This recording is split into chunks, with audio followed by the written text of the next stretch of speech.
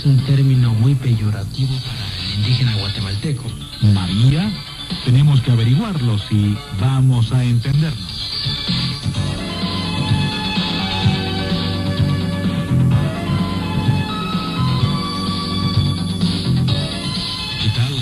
Esta extraña, o quizás no tan extraña declaración nos la hace el pedagogo y lingüista maya, profesor Regino Benjamín Kush Hernández, con quien empezamos a conversar en el programa anterior.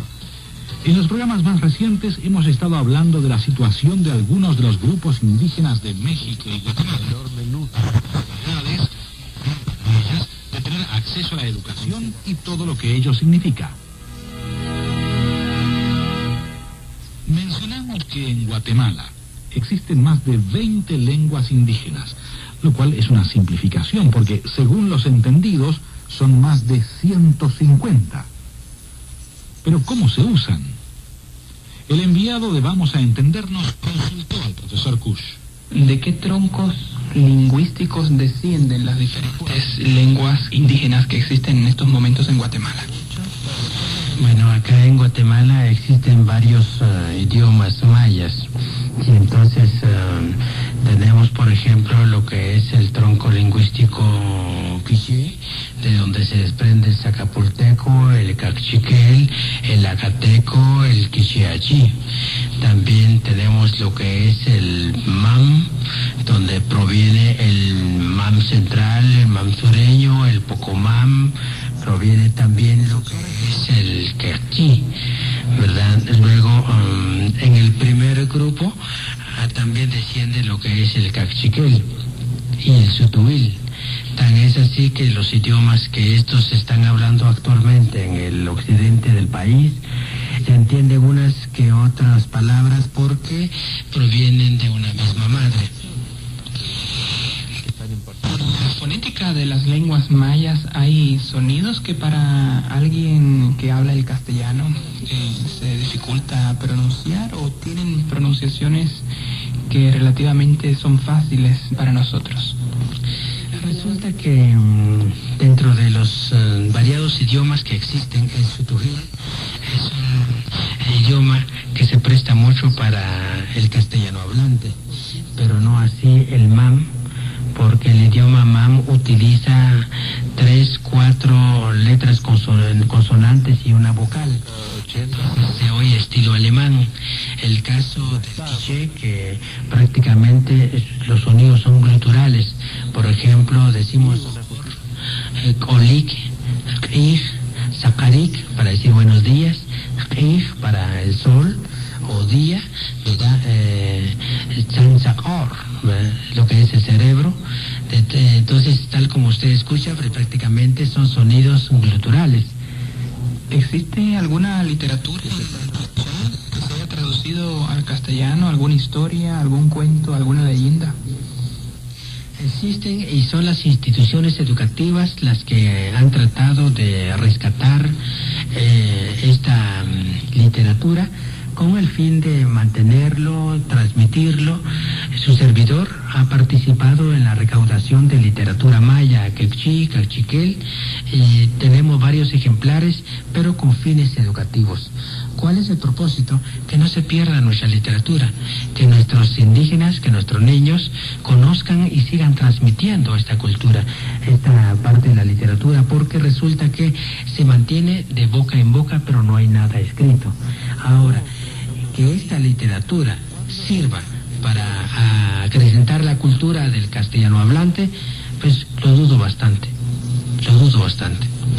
¿Podría usted con algunas palabras explicarnos, por ejemplo, qué expresiones del quiché o qué palabras se han incorporado, digamos, que al castellano aquí en Guatemala? ¿Existe indicio de esto? Sí, claro. Hay palabras que se han utilizado, pero no se ha utilizado como el caso de un profesional que menciona una palabra extranjera por darse el lujo de conocer otro idioma. Por ejemplo, cuando hacemos marketing, por darse prestancia. En este caso no sucede. Se utiliza estos términos indígenas, se están utilizando en castellano, pero con miras a insultar al interlocutor. Por ejemplo, cuando se dice chanín, chanín, chanín, chanín, la palabra chanín significa apúrate, apúrate. Y le están indicando al interlocutor que él no entiende castellano. Por esa razón no trabaja rápido. Él es un indio, un indígena, un término despectivo, peyorativo. Y por esa razón le están hablando no en castellano, sino en idioma maya. Al igual que eso, pues también existen otros, ¿verdad? Pero con ese carácter. Siempre con ese carácter. Por ejemplo, la palabra María es un término muy peyorativo para el indígena guatemalteco. Llega una ladina, llega al mercado y le dice a la vendedora de papas, frijol, arroz, tomate, ¿cómo está tu tomate, María? Le está poniendo un nombre sin preguntarle si la señora se llama María, Petrona, Romelia, Antonieta o como se llame. No, le está indicando de una vez que su nombre es María, ¿verdad? Pero si esto fuera la inversa, entonces sí se recibiría un golpe en ese momento. Pero actualmente muchas de nuestras mujeres ya responden: por favor no me llames, y yo no me llamo María, mi nombre es Petronila o mi nombre es tal, fulano, sutano, ¿verdad? Pero siempre con carácter peyorativo. El lingüista maya, profesor Regino Benjamín Kush Hernández. Pero que quede claro que en muchos países que presumen de democráticos, a las empleadas domésticas o criadas o chachas o nanas o asistentas del hogar les suelen llamar Marías o Marujas.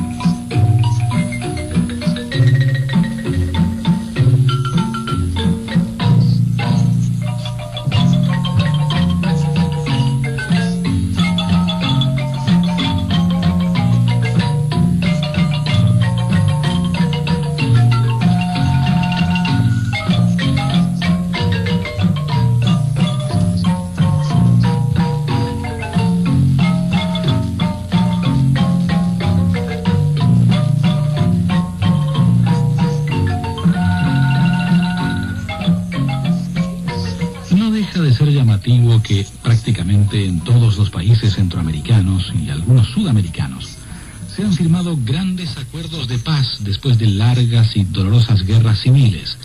Tampoco entiendo el eufemismo conflicto interno. Y sin embargo, los tratados parecen no tener más valor que el papel en que fueron firmados. Y creo que nunca mejor que aquí se puede aplicar el dicho la ley del embudo, donde todo es favorable para el que la dicta y perjudicial para el que la ha de cumplir. Así lo define José María Iribarren en El porqué de los dichos, aunque versiones similares aparecen ya en el siglo XVII en España. Y al norte de Guatemala, la población mexicana vive un momento de euforia luego del resultado de las recientes elecciones en las que, por primera vez en casi 70 años, el Partido Revolucionario Institucional acusó una dura derrota. Ahora todos hablan de democratización, pero parece que muy pocos comprenden lo que la bendita palabra quiere decir. Hablamos con la señora Luz Rosales, secretaria ejecutiva del Movimiento Ciudadano por la Democracia de México. Precisamente por estos días, el obispo Samuel Ruiz habla de que da la apariencia de que la euforia generalizada está haciendo olvidarse de los indígenas y de su situación. ¿Es un diario? Mire, es un problema real que yo quisiera comentárselo aprovechando esta instancia.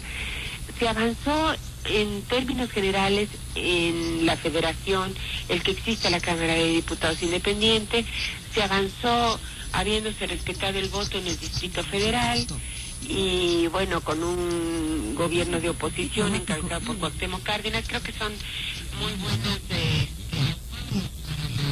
democracia en México. Sin embargo, no se respetó el voto en muchas comunidades indígenas y campesinas.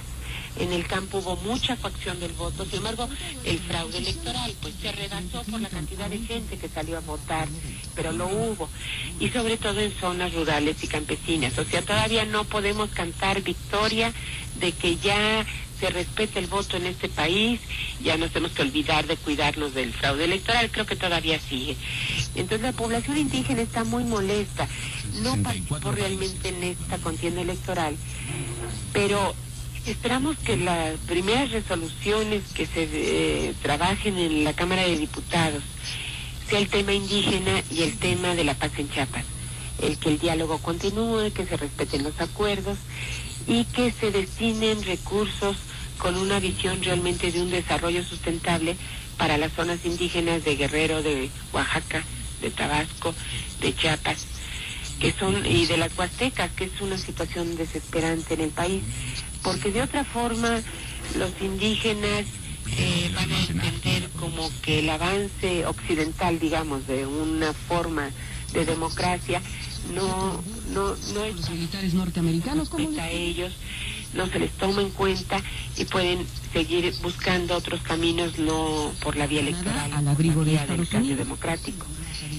Eso ya existe en el país, ya hay una situación de desesperación y creemos que ahorita es la gran oportunidad, y por lo que tenemos que pugnar mucho la sociedad civil, que se encuentren unas medidas justas, prontas, con una justicia expedita y para todos. Entonces me parece la prohibición que si el presidente de la República está planteando esta posibilidad, me parece que sería pues demostrar madurez como la demostró el día de la elección.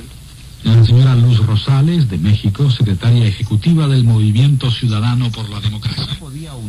El poeta mexicano, muy admirado por la fuerza de sus poemas y a veces criticado por el lenguaje duro que utiliza, también nos dio su opinión sobre la situación de los indígenas que no consiguieron el apoyo del presidente. El maltrato que tiene el indígena hasta la fecha. El hecho de puede servir la marginación, la pobreza, incluso el racismo, porque el mestizo de San Cristóbal Las Casas, esto yo lo vi y me enojaba a mí. El mestizo San Cristóbal Las Casas es la población más dominada por el clero del siglo XVI.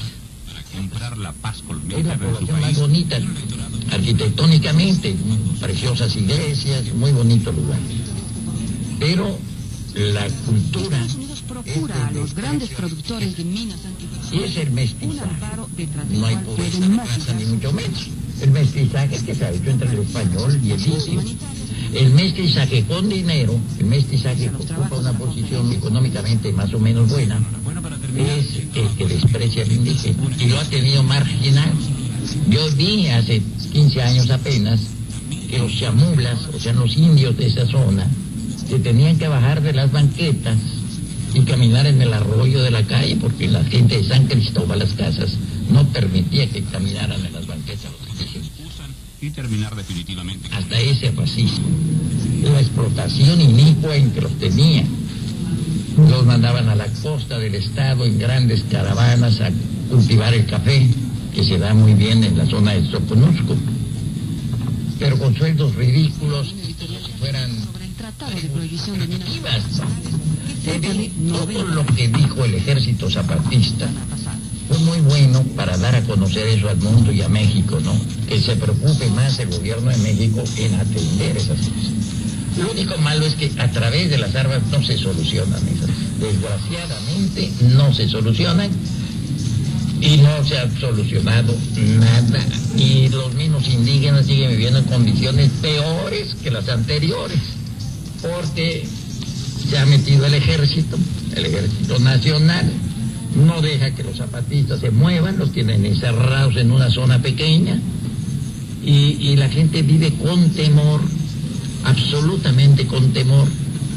Y el zapatista dijo una frase que ha sido de lo más dañina para mi estado.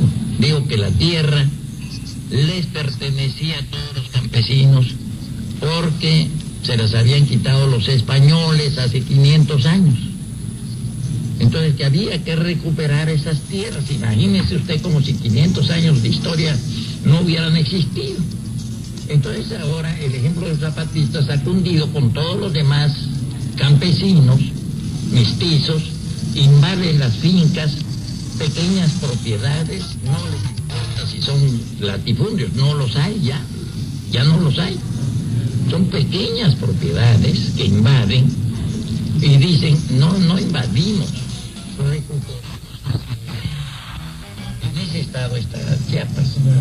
Entonces, mucha gente se siente ofendida porque el trabajo de toda su vida, 40 años una pareja, 40 años de tener cultivando su tierra, de pronto les quitan el patrimonio de su trabajo de todo el tiempo.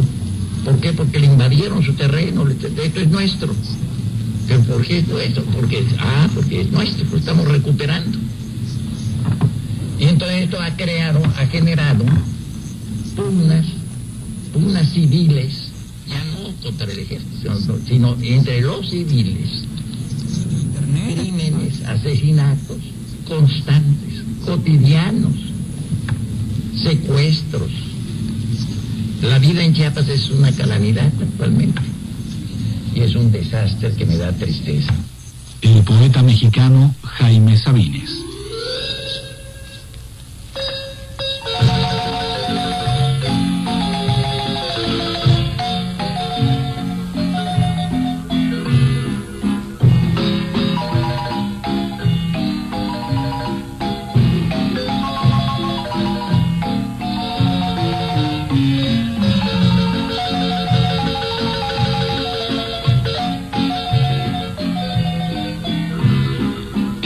Si tomamos un poco de distancia, porque la tristeza suele ser contagiosa y no queremos dejarnos arrastrar ni por los sentimientos de un poeta ni por la posición activista de alguien que, como la señora Rosales, está directamente involucrada en esta lucha.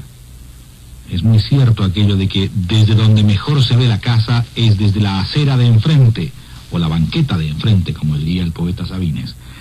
En otras palabras, los sucesos de México y la forma en que viven sus indígenas se ven iguales dentro de México que a miles de kilómetros de distancia. Y cambia también la interpretación de esos hechos.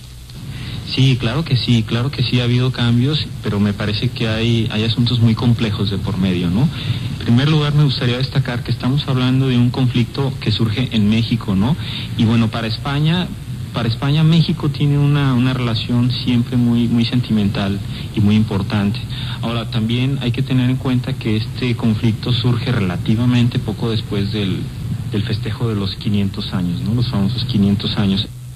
En Madrid, el profesor mexicano de literatura, señor Gerardo Gutiérrez Chan, ha estudiado la forma en que la prensa española ha tratado el caso de México. Yo no quisiera ser tajante, pero sí creo que hay algo de reivindicativo en España en cuanto al rescate del indigenismo, ¿no? Es decir, España por muchas razones tiene muchos vínculos con la cultura indígena, ¿no? De América Latina en general y por supuesto de México. Entonces, con este conflicto me parece que para España es una buena oportunidad de entablar nuevas relaciones y nuevas reivindicaciones, ¿no?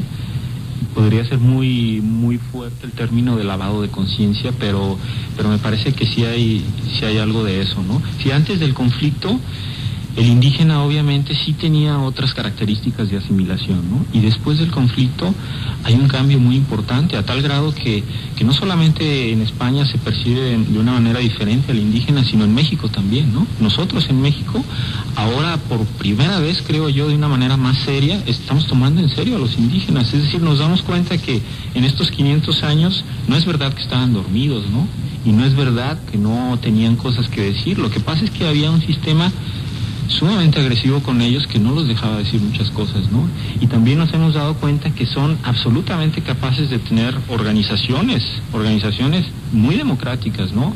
A su manera, por supuesto, pero muy interesantes, ¿no? Y muy propositivas, es decir, que no había nada dormido. Lo que pasa es que siempre había visiones diferentes, ¿no? Ahora, por otra parte, hay que tener en cuenta que todo esto surge después de las caídas de muchas ideologías, ¿no? Cayó el muro de Berlín, se derrumbaron ideologías muy fuertes, entonces Ahora los conflictos en América Latina, en África, en algunas partes de Europa se ven desde otro punto de vista. Ya no es tan fácil identificar estos movimientos con el socialismo crudo y rudo, ¿no? Incluso si nos ponemos a analizar los discursos de Marcos, nos damos cuenta que es una retórica muy diferente, ¿no?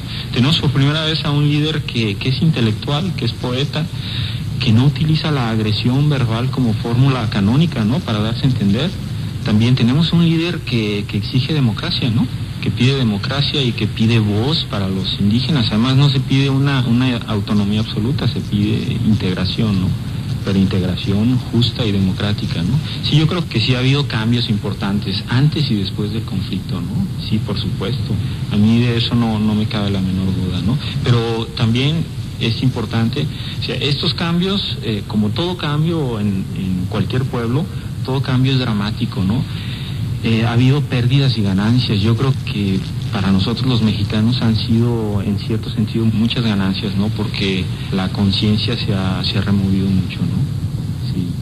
El investigador mexicano, señor Gerardo Gutiérrez Chan.